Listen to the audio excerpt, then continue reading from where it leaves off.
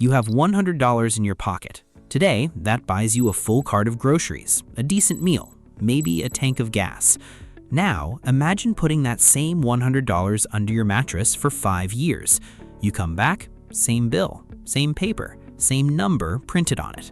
But now, it only buys you half the groceries, half the gas, half the meal. Nothing was stolen, nobody cheated you, but you are still poorer. That's inflation in its purest form. The money didn't shrink, but what it can buy did. Here's why this happens.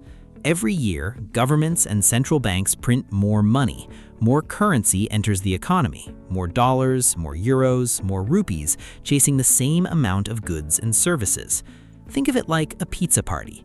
8 people, 1 pizza, 8 slices. Everyone gets 1. Now, imagine 15 people show up, but there's still only 1 pizza. The slices get smaller. Everyone gets less. That's what happens to your money when more of it floods the system. Each dollar becomes a smaller slice of the total pie. And here's where it starts to hurt. Prices go up. First slowly, you notice your coffee costs a little more, then your rent, then your groceries, then your electricity bill. At first, it feels manageable, a few extra dollars here and there, but the numbers compound. If inflation runs at just 5% per year, which sounds small, your money loses nearly half its purchasing power in less than 15 years. Not because you spent it, not because you lost it, just because time passed. And then, everything gets worse. Because inflation doesn't just steal from your wallet, it punishes the people who did everything right. You saved money, inflation erodes it. You kept cash in a basic savings account. If your interest rate is lower than inflation, and often it is, you are losing money every single month, even while the number in your account grows. You worked hard, lived frugally, put money aside for the future. Inflation says, not fast enough. And the cruelest part, the people hit hardest are not the wealthy.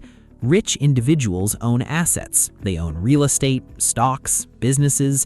These things tend to rise with inflation. Their wealth is protected. But everyday people, working class families, people living paycheck to paycheck, they hold cash. They hold savings. They hold exactly what inflation destroys fastest. So the gap gets bigger. The rich stay protected. Everyone else falls behind.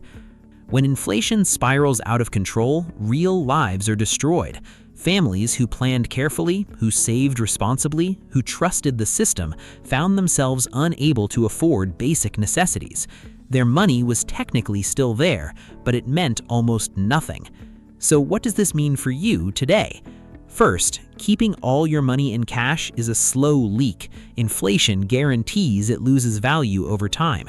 Second, interest rates on savings accounts need to beat inflation, or you are losing purchasing power every single year, quietly, invisibly.